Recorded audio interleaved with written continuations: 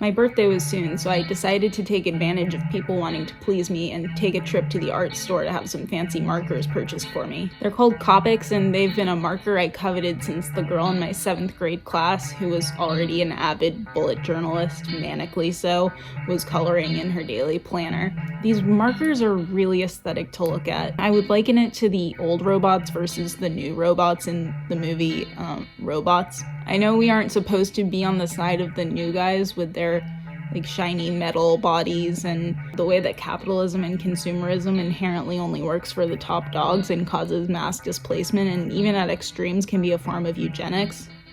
And that main hot robot was definitely abusive and probably did some vile things in college. If you looked at the Copic marker next to a washable marker from CVS, do they both color? Yeah.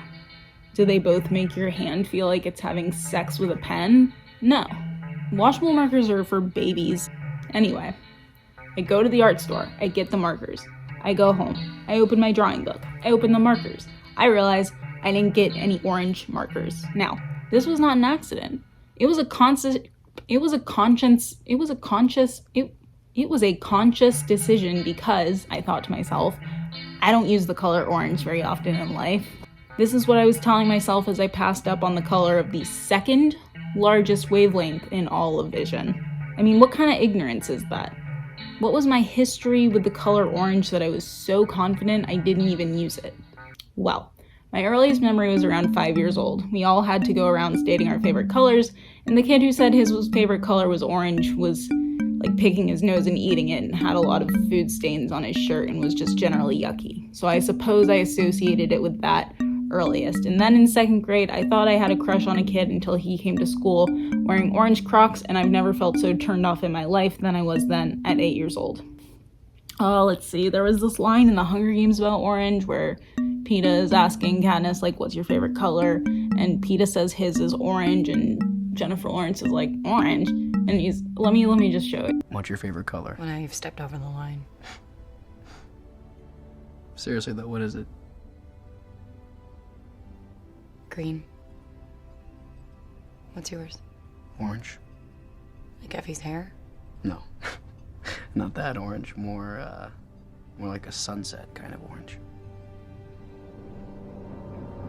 Anyway, I was really beating myself up about this, like, you know, marker color supremacy and just like the ignorance I had towards it.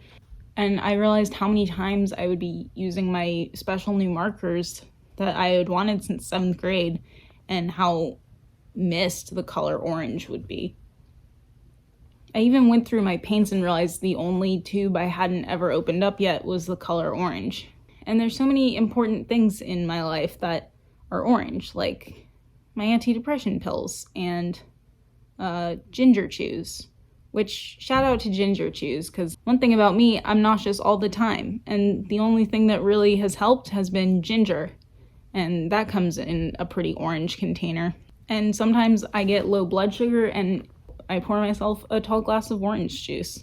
When I was a kid, and probably still now, my favorite animal was a tiger. They look like they're really angry all the time, kind of like they have resting bitch face, and I relate to that on a deep level. In the wintertime when I was in Boston, the only sweet reprieve from the mind-numbing frigid cold was that sumo oranges came into season. They're a pound each and have these giant knobs on the top of them that make them the easiest orange to open.